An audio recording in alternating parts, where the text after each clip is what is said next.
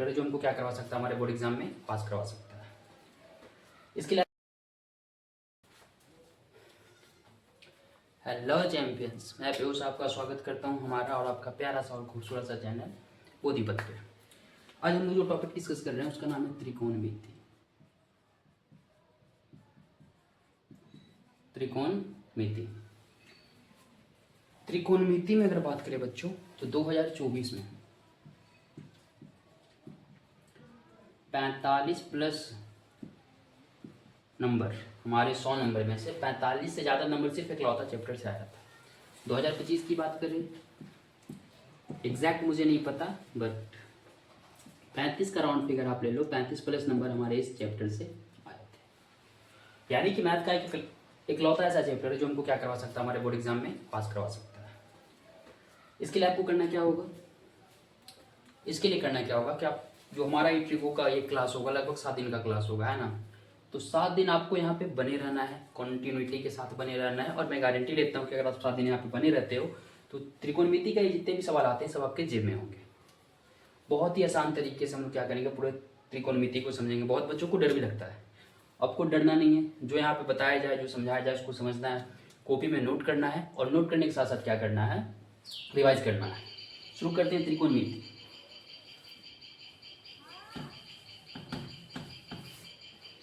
तो रेडी हो आप लोग? अगर रेडी हो तो कमेंट सेक्शन में जाओ और कमेंट करो वहाँ पे कि yes sir I accept your challenge. मैं आपका चैलेंज को एक्सेप्ट करता हूँ। 7 दिन आप जो त्रिकोणमिति पढ़ाएंगे मैं पूरे क्लास में बना हुआ रहूँगा। त्रिकोणमिति मतलब होता क्या है बच्चों? त्रिकोणमिति को इंग्लिश में हम लोग क्या बोलते हैं, बताओ जल्दी। ट्रिग्नोमेट्री। और जो ट्रिग्नोमेट्री होता है, ट्राई मीन्स होता है 3, गोनो मीन्स होता है भुजा, और मेट्री मीन्स होता है मापन। 3 भुजा का मापन। इस चैप्टर में क्या पढ़ेंगे, जल्दी बोलो। 3 भुजा का मापन पढ़ेंगे। लिखेंगे यहाँ पे त्रिकोणमिति में त्रिभुज के 3 भुजा तथा इससे संबंधित कोण का अध्ययन करते हैं। क्लास छोड़ के नहीं जाना है ना। शुरू करते हैं। त्रिकोणमिति में क्या करेंगे, त्रिभुज के बारे में। त्रिभुज की में किस चीज में, उसके 3 भुजा और उससे संबंधित जो कोण होते हैं उसका हम लोग क्या करेंगे, इसमें अध्ययन करते हैं। तो सबसे पहले त्रिभुज क्या होता है किसी को पता? क्या इसको त्रिभुज बोल सकते हैं? बिल्कुल बोल सकते हैं, है ना। ये त्रिभुज है। अगर ये त्रिभुज है बच्चों, तो हम लोग बचपन से पढ़ते आ रहे हैं कि त्रिभुज के तीनों कोणों का योग कितना, 180 डिग्री होता है। त्रिभुज के तीनों कोणों का योग बराबर 180 डिग्री होता है। चलो मानते हैं इसमें ए है कोण, कोण बी है, कोण सी। कोण तो पता है ना, ये कोण हुआ, यहाँ कोण हुआ, ये जो बना ये कोण हुआ, यहाँ से जो ये बना ये कोण, ये जो बना ये कोण। तो हम लोग त्रिभुज में क्या करते हैं, त्रिभुज है क्या है, इसमें तीनों कोणों का योग कितना होता है, 180 डिग्री होता है। जैसे कि बच्चों मैं आपको बोलूँ ये 50 डिग्री है, ये 30 डिग्री है, पूछूँ ये कितना होगा आपसे? अभी बेसिक चल रहा है, क्योंकि बहुत सारे बच्चों को बेसिक से दिक्कत है, तो हम शुरू किए तो बिल्कुल 0 लेवल से ही शुरू किए हैं, ताकि जिस बच्चे को समझ में भी ना आता हो, है ना, जिसको त्रिकोणमिति से डर लगता हो, जिसका गणित कमजोर है, वो बच्चा भी क्या कर सकते हैं, यहाँ से पढ़ सकते हैं और अपने एग्जाम में अच्छा मार्क्स ला सकते हैं। तो हमको पता है सर कि त्रिभुज के तीनों कोणों का योग 180 डिग्री। एक कोण, 2 कोण, 3 कोण, कितना आ गया, 180 डिग्री आ गया ना। कोण ए दिया हुआ है 50 डिग्री, कोण बी दिया हुआ है 30 डिग्री, और कोण सी हमको क्या करना है, निकालना है। ये तो आसान है ना। 50 में 30 जोड़ देंगे सर 80 हो जाएगा। कोण सी का मान नहीं पता, इसको ऐसे ही रहने दो, और 80 को उधर भेज देंगे तो 180 माइनस 80, यानी कि कोण सी का मान आ जाएगा 100 डिग्री। आसान सा था ये क्वेश्चन।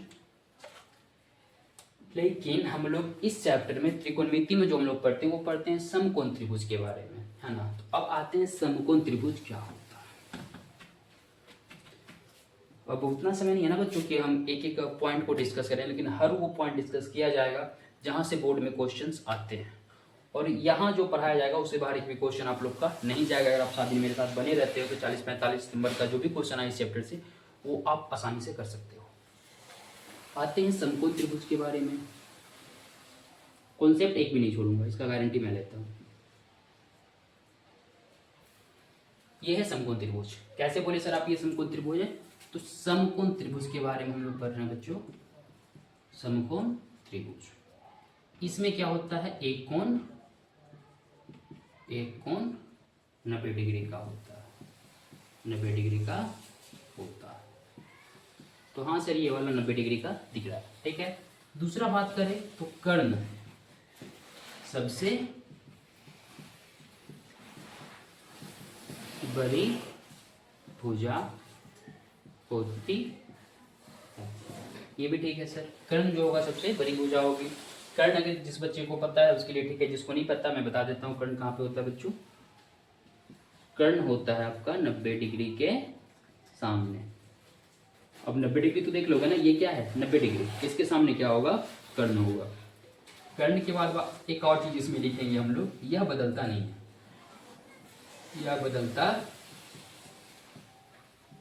नहीं है। कर्ण कभी नहीं बदलेगा। ये क्या बोल रहे हैं सर, कर्ण बदले ना बदले, थोड़ा देर में समझ में इसको आएगा। इसके बाद चलते हैं लंब।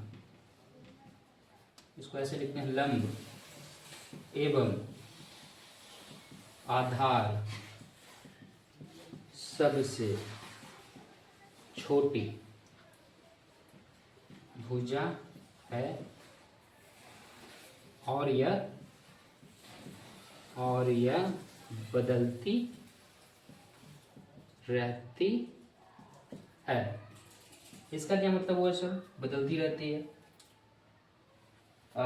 यानी कि ये कर्ण भी हो सॉरी ये लंब भी हो सकता है, आधार भी हो सकता है, ये भी लंब हो सकता है, आधार भी हो सकता है। कैसे पहचानेंगे कि लंब कब होगा, आधार कब होगा? ये तो कर्ण फिक्स है ना सर कि 90 डिग्री के सामने क्या होगा, कर्ण। लेकिन इसमें कौन लंब कौन आधार ये बता दीजिए, है ना। इसके लिए क्या करना पड़ेगा बच्चों, अगर मान के चलना थीटा यहाँ पे दिया हुआ है, सबसे पहले तो थीटा होता ही क्या है। तो मैथ में क्लास 8 में अगर थोड़ा सा ध्यान दे तो जिस भी चीज का मान नहीं पता होता था उसको x मान लिया करते थे, है ना। उसी प्रकार से यहाँ कोण का मान हमको नहीं पता, 40 होगा, 45 होगा, 60 होगा, क्या होगा नहीं पता। इस केस में हम लोग क्या करते हैं बच्चों, कोण को थीटा मान लेते हैं। तो अगर थीटा यहाँ पे है बच्चों,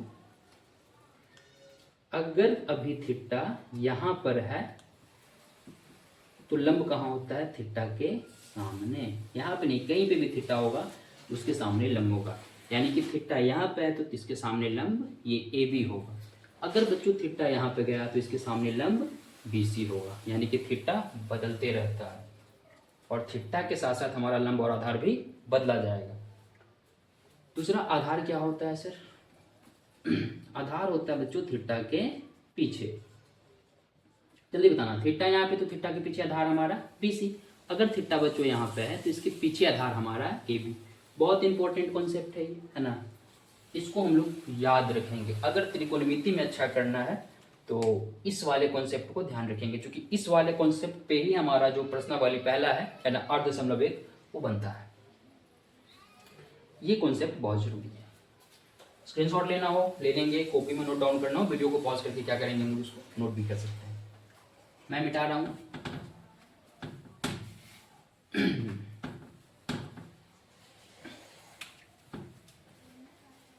इतना पता है आप लोग को। चलो मैं एक छोटा सा टेस्ट लिखता हूँ, आंसर जो भी होगा आप लोग कमेंट बॉक्स में कमेंट करोगे। इस बार बच्चों थीटा यहाँ पे है, इसका नाम है P, इसका नाम है Q, इसका नाम है R। आप मुझे जल्दी से बताओ कर्ण क्या होगा, कर्ण के बाद बताओ लंब क्या होगा, लंब के बाद बताओ आधार क्या होगा। जल्दी। तो कर्ण क्या बोले थे हम, कर्ण बोले थे 90 डिग्री के सामने। तो 90 डिग्री के सामने क्या है बच्चों, PR है। तो PR क्या हो जाएगा मेरा, कर्ण हो जाएगा। लंब क्या बोले थे, थीटा के सामने। तो थीटा और इसके सामने हमारा ये लंब होगा, यानी कि QR।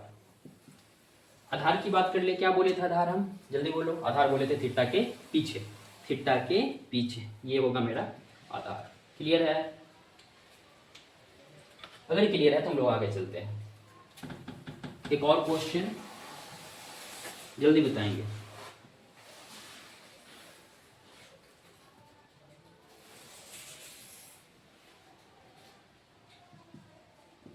चलो जल्दी बताना, यहाँ पे लंब कौन, यहाँ पे कर्ण कौन, और यहाँ पे क्या होगा आधार।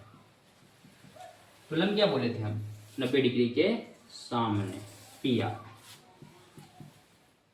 सॉरी सॉरी सॉरी, लंब क्या बोले थे हम, थीटा के सामने। तो थीटा ये है और थीटा के सामने ये हो जाएगा लंब अपना। कर्ण क्या बोले, 90 डिग्री के सामने, 90 डिग्री और इसके सामने क्या होगा हमारा ये प्यारा सा कर्ण होगा। आधार बोले थे थीटा के पीछे, थीटा के पीछे, ये क्या हो जाएगा अपना क्यू आर आधार हो जाएगा। क्लियर यहाँ तक सबको, अगर ये क्लियर है बच्चों तो हम लोग अभी 6 फॉर्मूला देखने वाले हैं। रटना नहीं, उसको तरीका समझेंगे कैसे उसको हम याद रख सकते हैं ताकि भूले ना।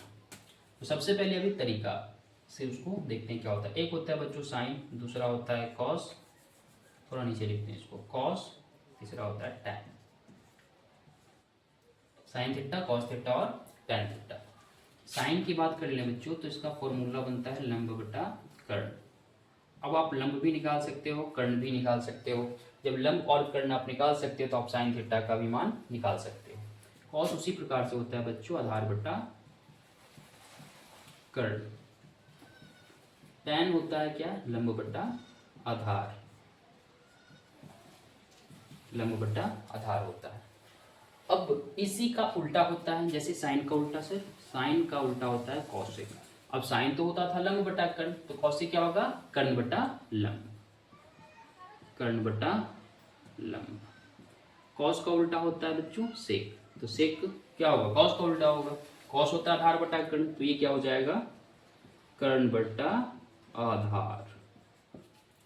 कॉट की बात कर लें, टैन का उल्टा होता है सर कॉट, कॉट होता है आधार बटा लंब। क्लियर है यहाँ पे। साइन को हम लिख सकते हैं पी बटा एच, कॉस को लिख सकते हैं बी बटा एच, टैन को लिख सकते हैं पी बटा बी। क्यों लिख सकते हैं आगे बताते हैं। कॉस हो जाए, कॉसेक हो जाएगा एच बटा पी, ये हो जाएगा एच बटा बी, और ये हो जाएगा बी बटा पी। हो गया, क्लियर है। चलो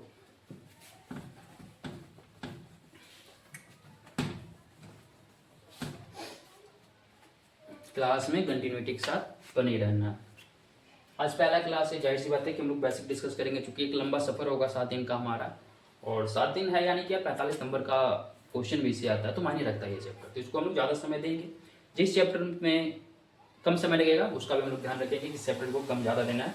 हम लोग कोशिश करेंगे कि 17 फरवरी से हमारा जो कि 10th का एग्जाम है, तो हम लोग इसको जनवरी लास्ट तक खत्म कर लिया अपना मैथ का कोर्स। अगर आप लोग का सपोर्ट बनता है तो मैं साइंस का भी वीडियो लाऊंगा, इंग्लिश का भी लाऊंगा। तो ये लोग डिपेंड करता है आप लोग पे कि आप लोग कैसे इसको क्या करते हो, सपोर्ट करते हो। अब हम लोग बात करते हैं कि अभी हम लंब को पी का है बोले, क्योंकि बच्चों थीटा ये है ना, तो सामने क्या हो जाएगा, ये लंब हो जाएगा, 90 डिग्री इसके सामने हो जाएगा कर्ण, थीटा के पीछे हो जाएगा अपना आधार। अब देखो यहाँ पे आधार को इंग्लिश में बोला जाता है क्या, बेस। तो इसी बेस को हम लोग बी लिखते हैं। लंब को क्या बोला जाता है, परपेंडिकुलर, परपेंडी, इसको हम लोग पी लिखते हैं। और कर्ण को बोला जाता है हाइपोटेनस, हाइपोटेन्यूज, हाइपोटेन्यूज, इसको हम लोग एच लिखते हैं। अब समझ में आ गया। आधार को हम लोग बी बोलेंगे, लंब को हम लोग पी भी लिख सकते हैं, कर्ण को हम लोग एच से भी क्या कर सकते हैं, सूचित कर सकते हैं। अगर बात यहाँ तक क्लियर है तो आते हैं पाइथागोरस प्रमेय पे। हम लोग पाइथागोरस प्रमेय पढ़ते आ रहे हैं, उम्मीद करते हैं कि ज़्यादातर बच्चों को पता भी होगा। जिनको नहीं पता है वहाँ पे देखेंगे, बहुत इंपॉर्टेंट है। अगर ट्रिगो का क्वेश्चन आपको टच करना है, बनाना है उसको, तो ये प्रमेय आना ही चाहिए। और पाइथागोरस प्रमेय हमेशा किस त्रिभुज में लगेगा, समकोण त्रिभुज में ही लगेगा। कब लगेगा सर, तो ये तब लगेगा बच्चों जब हमको समकोण त्रिभुज में 2 भुजा दिया रहे, तीसरा निकालना हो, या तीसरा हमको पता करना हो कि क्या होगा। क्योंकि आप बात को समझो ना, समकोण त्रिभुज में हमको क्या बोलेगा, साइन निकालो, कॉस निकालो, टैन निकाल लो, तो इसके लिए हमको तीनों पता होना चाहिए। तो एग्जाम में क्या करेगा कि 2 को कोई भुजा दे देगा, तीसरा हमसे पूछ देता है। तो पाइथागोरस प्रमेय हमको क्या बोलता है कि कर्ण का जो वर्ग होता है वो बराबर होता है लंब के वर्ग और आधार के वर्ग का योग का। ये दोनों के जोड़, यानी कि शॉर्ट में सर इसको हम ऐसे लिख सकते हैं क्या, एच स्क्वायर बराबर p square plus b square, बिल्कुल लिख सकते हैं। अब यहाँ पे समझना, 3 फॉर्मूला रखने का जरूरत बिल्कुल नहीं है। अगर सिर्फ आपको ये याद है तो आप इसे 2 फॉर्मूला और बना सकते हो। जैसे सर क्या हर बार हमको एच दे के पी और बी पी और बी दे के एच पूछेगा, बिल्कुल नहीं। कभी हमको एच और पी दे दे बी पूछ देगा, कभी हमको एच और बी दे दे पी पूछ देगा। बात को समझना बच्चों, अगर हमसे बी पूछा है, क्या बोल रहा हूं मैं, अगर हमसे बी पूछा है, बी को कुछ मत करो, बी को उधर ही रहने दो, पी को इधर लिया, तो H square minus P square. अगर हमसे पी पूछा है तो पी को क्या पूछा है हमसे, पी, तो पी को कुछ मत करो, फालतू जो बच गया बी उसको इधर ले आओ। और एक बात आप अच्छे से जानते हो कि हमको बी पूछा है, बी स्क्वायर नहीं। इधर से स्क्वायर हटाएंगे बच्चों तो इधर रूट चढ़ता है, इधर से स्क्वायर हटाएंगे तो इधर रूट चढ़ता है। क्या क्लियर है? क्या ऐसा यहाँ भी होगा? बिल्कुल होगा। क्या यहाँ तक कॉन्सेप्ट क्लियर है? अगर यहाँ तक कॉन्सेप्ट क्लियर है, मैं 1-2 छोटा छोटा क्वेश्चन लूंगा ताकि मैं जान सकूँ आप लोग समझ गए। फिर आगे हम लोग आएंगे त्रिकोणमिति पे, कुछ बेसिक क्वेश्चन आज करेंगे, इसके बाद क्लास हमारा आज का समाप्त हो जाएगा।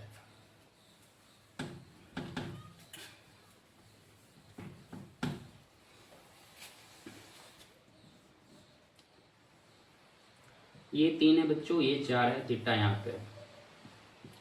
अच्छा, अगर थीटा ना दिया हो तो लंब किसको माने, आधार किसको माने? अगर थीटा नहीं दिया हुआ तो लंब हम इस दोनों में किसी को मान सकते हैं, आधार हम किसी को मान सकते हैं, मेरा इच्छा। हम चाहे इसको लंब मान के बनाए, हम चाहे इसको लंब मान के बनाए, मेरा आंसर वही आएगा। लेकिन हाँ, कर्ण हमेशा फिक्स होता है 90 डिग्री के सामने। अगर थीटा ना भी दिया हुआ हो तो क्या फर्क पड़ता है, इसको लंब मान लो या इसको आधार मान लो, इसको लंब मान लो या इसको आधार मान लो। लेकिन जब थीटा दे देता है तो निश्चित हो जाता है कि थीटा के सामने वाला ही क्या होगा, लंब होगा, और थीटा के पीछे वाला ही क्या होगा, आधार होगा। उम्मीद करते हैं बन गया होगा, है ना। निकालना क्या है, तो हमको निकालना है 90 डिग्री के सामने वाला, यानी कि सर हमको कर्ण निकालना है। कर्ण का फॉर्मूला क्या होता है, P square plus P square. इधर से स्क्वायर हटाएंगे बच्चों, इधर रूट आएगा, तो एच बराबर अंडर रूट पी मान लेते हैं, थीटा के सामने ये हो गया तो 3 का स्क्वायर, बी क्या हो गया 4 का स्क्वायर, है ना। एच बराबर 9 प्लस 16 हो गया, एच का मान अंडर रूट 25, यानी बाहर निकालेंगे तो एच का मान 5 आ गया। ठीक है।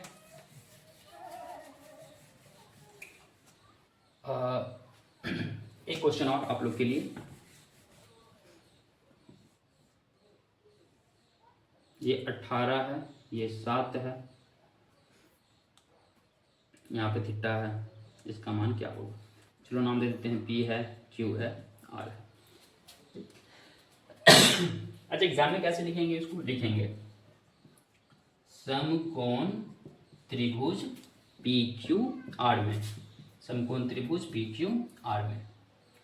क्यू कितना है बच्चों, 90 डिग्री, इतना लिख दिए। फिर लिखेंगे पी जी टी से, पाइथागोरस थ्योरम से। ये इसको हिंदी में लिखना चाहें तो लिखेंगे पाइथागोरस प्रमेय से। अब देखो, पाइथागोरस प्रमेय से क्या होगा, हमको पता है कि जो कर्ण का स्क्वायर होता है वो बराबर होता है लंब के स्क्वायर का और आधार के स्क्वायर के योग का। तो यहाँ पे दिया क्या है बच्चों, तो दिया हुआ है कर्ण 18, लिख देते हैं कर्ण की जगह 18। क्या लंब दिया हुआ है, थीटा के सामने लंब दिया हुआ है 7 का स्क्वायर। आधार क्या होगा, आधार होता है थीटा के पीछे, यानी कि क्यू आर का स्क्वायर। अच्छा, यानी कि इसको निकालना है तो इसको इधर भेजना पड़ेगा, तो 18 का स्क्वायर माइनस 7 का स्क्वायर बराबर क्यू आर स्क्वायर। अब यहाँ से 2 तरीका है, ए स्क्वायर माइनस बी स्क्वायर, आप ए प्लस बी गुने ए माइनस बी भी कर सकते हो। दूसरा है कि इसका स्क्वायर निकाल लो। 18 का कितना होता है, 324, 324 माइनस 7 का होता है 49 बराबर क्यू आर का स्क्वायर। इसको घटाते हैं, कितना हो जाएगा, 14 में 5 गया, 14 में हो गया 5, 31 में 4 गया 27, यही होगा। इधर से स्क्वायर हटेगा, इधर क्या चढ़ जाएगा, रूट चढ़ जाएगा। क्या इसका मान हम लोग निकाल दिए, है ना, क्यू आर का मान निकल गया। अब यहां तक क्लियर है, तो वो छोटा छोटा सा क्वेश्चन हम आप लोग को देते हैं।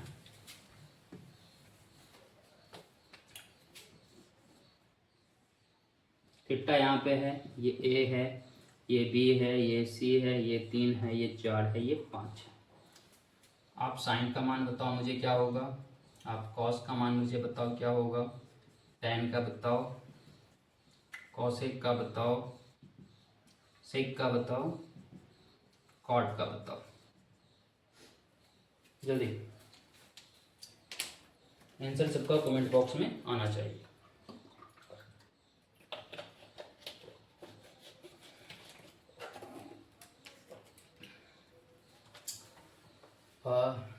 चलो मैं बनाता हूँ। पी बटा एच होता है, ये कैसे पता चलेगा सर? पी होता है थीटा के सामने यानी कि 3 हो जाएगा। एच कहाँ होता है सर? 90 डिग्री के सामने यानी कि 5 दिया हुआ है। कॉस होता है सर बी बटा एच, बी होता है थीटा के पीछे यानी कि 4। एच कहाँ होता है? 90 डिग्री के सामने यानी कि 5। टेन होता है सर पी बटा बी, पी होता है 90 डिग्री थीटा के सामने 3, बी होता है थीटा के पीछे यानी कि 4। साइन कॉसेक होता है क्या? एच बटा पी। एच कितना है? 90 डिग्री के सामने 5 है ना, पी है थीटा के सामने 3। या फिर अगर साइन का मान निकाल दिए हैं 3/5, इसको पलट दो 5/3 हो जाएगा कॉसेक। कॉस का उल्टा होता है सेक, तो कॉस का मान है 4/5, इसको पलट दो 5/4। या फिर कॉस का फॉर्मूला होता है एच बटा बी। एच कितना होता है? 90 डिग्री के सामने 5 और बी कितना है? थीटा के पीछे 4। कॉट बी बटा पी होता है। बी कितना दिया हुआ है? थीटा के पीछे यानी कि 4 दिया हुआ है। पी कितना है? 3, 4/3। अगर यहाँ तक समझ में आ गया है तो लिखेंगे यस सर मुझे समझ में आ गया है। एक होमवर्क क्वेश्चन, इसके बाद हम लोग आज की क्लास को खत्म करते हैं।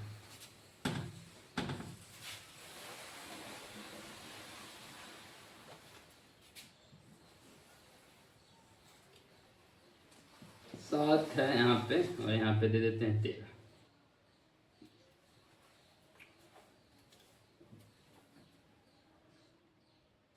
और यहाँ पे मान के चलो दे देते हैं,